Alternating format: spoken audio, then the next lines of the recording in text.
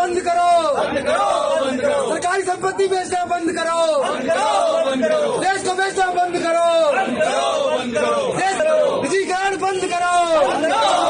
ऊर्जा मंत्री हाय हाय, ऊर्जा मंत्री वापस आओ। आज दिनांक 22 जुलाई 2025 को लगभग सुबह 1:15 बजे थाना चिनहट को एक सूचना मिलती है, जिसमें वादी देवेंद्र मिश्रा द्वारा यह बताया जाता है कि उनका एक होटल ईशान इन है, जिसमें एक महिला ठहरी हुई थी। उस महिला से मिलने एक व्यक्ति आता है और उसकी होटल में काम करने वाले दिवाकर यादव से किसी बात को लेकर कहासुनी हो जाती है, जिस कारण उस व्यक्ति द्वारा दिवाकर यादव पे जान से मारने की नीयत से एक फायर किया जाता है और व्यक्ति घायल हो जाता है। पुलिस द्वारा घटना का संज्ञान लेकर मौके पर पहुंचा जाता है और मजरूह दिवाकर यादव को इलाज के लिए अस्पताल में भर्ती कराया जाता है, जहां दौरान इलाज उसकी मृत्यु हो जाती है। फायर करने वाले व्यक्ति की पहचान पुलिस द्वारा आकाश तिवारी के नाम से की जाती है। पुलिस द्वारा वादी देवेंद्र मिश्रा की तहरीर पर एक सुसंगत धाराओं में अभियोग पंजीकृत किया जाता है। घटनास्थल का निरीक्षण फॉरेंसिक टीम और डॉग स्क्वाड द्वारा भी किया जाता है। पुलिस द्वारा 2 टीमें बनाई जाती हैं और इन टीमों द्वारा अथक प्रयास करते हुए आकाश तिवारी को हिरासत में ले लिया जाता है। पुलिस द्वारा अग्रिम विधिक कार्रवाई की जा रही है, विवेचना प्रचलित है। आपका रेशमा रावत। रेशमा जी, क्या मामला है? क्यों आज हम लोगों के पास आप आई हैं? क्या मामला है? किससे प्रताड़ित हैं आप? हम अपने सास ससुर से बहुत ज़्यादा प्रताड़ित हैं। वो लोग हमको जात को लेके मतलब बहुत ज़्यादा प्रताड़ित करते हैं। जाति को लेके? क्या हाँ। जाति है आपकी? रावत शराबत है जी। वो लोग किस बिरादरी के हैं? वो लोग शेख हैं। अच्छा, शेख है, मुस्लिम है वो लोग। हाँ। प्रताड़ित क्या करते हैं? वो लोग गंदी गंदी गालियाँ देते हैं। हाँ। और जो है सब बहुत ज़्यादा कि मतलब इस लड़की को छोड़ दो, ठीक है, तुम्हारी दूसरी शादी कराएं हम, ठीक, अगर तुम हमारे कहने से चलोगे, ठीक, और हमारे हस्बैंड से मतलब हम लोगों ने लव मैरिज की थी। अच्छा। ठीक है। लव मैरिज आपने कब की थी? 9 साल हो गए। 9 साल पहले हाँ। आपने प्रेम विवाह किया था? हाँ, 8 साल का मेरा बेटा है इस समय? हाँ, 8 साल का किससे किया था प्रेम विवाह? आपने किससे किया था? इरशाद। इरशाद कहाँ के रहने वाले हैं? इरशाद चढ़वा चढ़वा, ये कहाँ पड़ता है? काकोरी। काकोरी में पड़ता है। हाँ तो ये बात उनके घर वालों को पता है क्या? हाँ, सबको पता है। किसको किसको पता है? ननद को पता है, ससुर को पता है, शमशाद अली को पता है। शमशाद अली कौन है ये? ससुर है। अच्छा, ससुर। दिलशाद को पता है, जेठ है। अच्छा।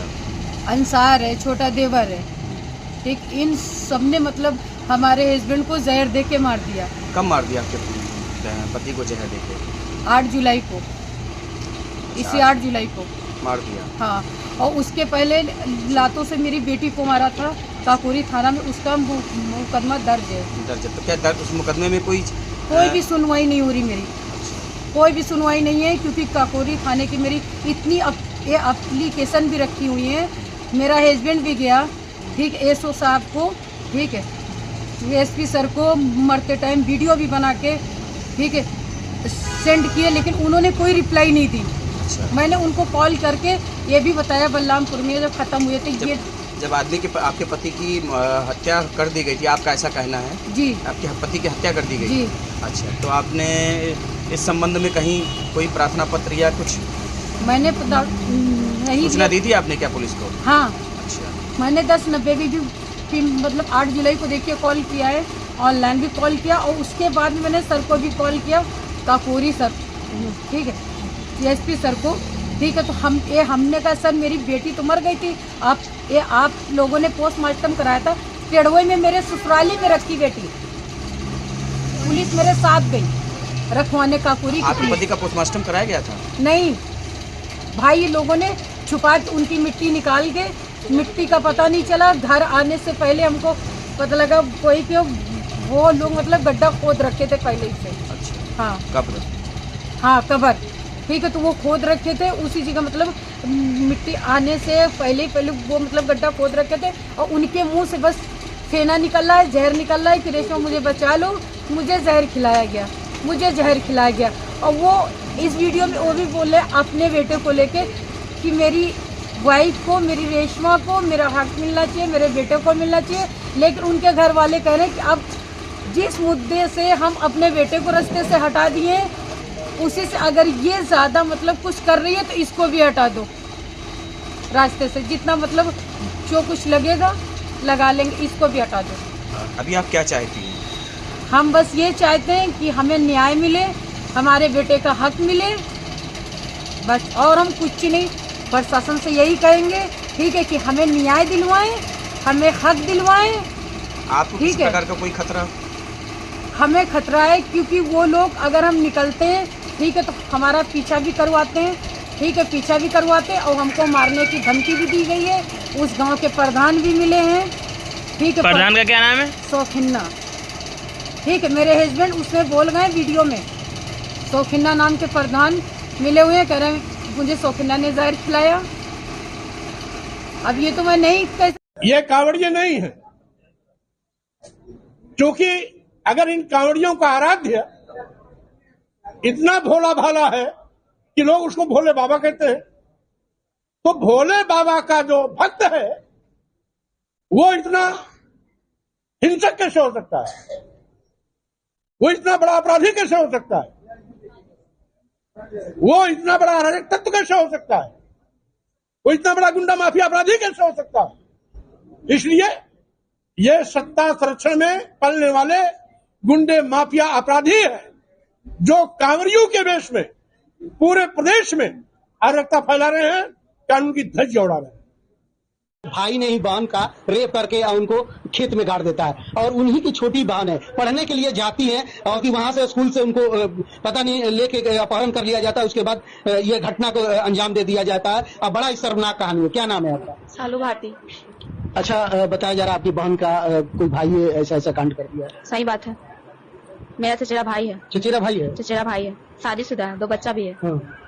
एक बार जेल होकर के आया है वो, अच्छा। रेप केस में। हाँ। 3 महीना जेल रहा है, रेप केस में गया, फिर भी 3 महीना में वापस चला आया। तो ऐसा काहे कर दिया? ये तो वही जानेगा, लेकिन वो पहले से क्रिमिनल है। पहले रेप केस में जेल जा चुका है, लेकिन छूट गया, 3 महीना में ही वापस आ गया। तो आखिर सवाल ये है कि आखिर क्यों किया ऐसा? एक भाई एक बहन का आखिर ऐसा वो क्यों? तो मिलेगा तब हम लोग पूछेंगे ही। हम लोग को पता रहता तो कुछ कर सकते थे ना। घर आता जाता था? घर आता जाता था। आप राखी भी बांधती थी? बांधते थे। आप भी बांधती थी? हाँ। आपकी बहन भी बांधती थी? मेरी बहन भी बांधती थी। हम बांधे या ना बांधे, मेरी बहन तो हमेशा बांधती बांधती थी। भाई हमेशा हमेशा। कभी सोची थी? अपने भाई से बढ़कर मानती थी। मेरा भाई नहीं है, उसकी बहन नहीं है। वो बोलता भी था कि तुम्हारा भाई नहीं है, मेरी बहन नहीं है, हम तुम्हारे भाई है, तुम मेरी बहन है। अच्छा, कैसे ये घटना कैसे हो गया? घटना, मेरी बहन 27 तारीख को कॉलेज गई थी एडमिट कार्ड लाने, उसी दिन से वो गायब है। मेरी मम्मी थाना पे भी गई थी कल होकर। थाना पे बोला गया कि आपकी बच्ची कितने साल की है? मेरी मम्मी बोली 19 साल की है। वो बोला बालिक है, किसी के साथ भाग गई, इतना बोल के बोला जाने के लिए। उसके बाद मेरी मम्मी जब जोर डाली तो बोला गया कि आपका घर गोरौल प्रखंड में पड़ता है, आप वहाँ जाइए। वहाँ जाने से वहाँ बोला गया एलएन कॉलेज भगवानपुर प्रखंड में पड़ता है, आप वहाँ जाइए। यहाँ से वहाँ, वहाँ से यहाँ कर रहा था, इतना ही कर रहा था। आवेदन देने पर भी, आवेदन आज मेरी मम्मी देकर आई, उसको नहीं मालूम था कि रिसीविंग वापस मिलता है। वो नहीं दे, कल होके पता चला तो वो लाने गई। उस टाइम वो बोला कि रिसीविंग, आप आवेदन दिए ही नहीं है तो हम रिसीविंग कहाँ से दें? इतना तक प्रशासन बोला था। प्रशासन इधर से उधर कर रहा था। इसलिए मेरी मम्मी एसपी के ऑनलाइन आवेदन दी थी। ऑनलाइन आवेदन दी, साइबर वाला बोला, साइबर से की थी, साइबर वाला बोला स्पीड पोस्ट करने के लिए। मेरी मम्मी वो भी करवाई, फिर भी कुछ नहीं हुआ। पुलिस वाला ना ही एक दिन यहाँ पे देखने आया, ना ही मेरी बहन को ढूंढने गया। उसके बाद जो लड़का है रुपेश कुमार, उसके बारे में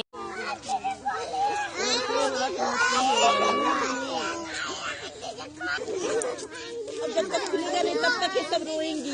चलो बच्चों, आओ चलते हैं, आओ चलते हैं, चलो चलो आओ उस स्कूल में पढ़ो, उस स्कूल में पढ़ो, रनौती पढ़ लो।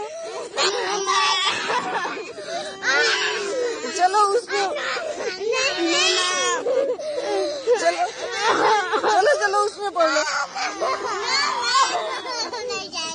अरे चलो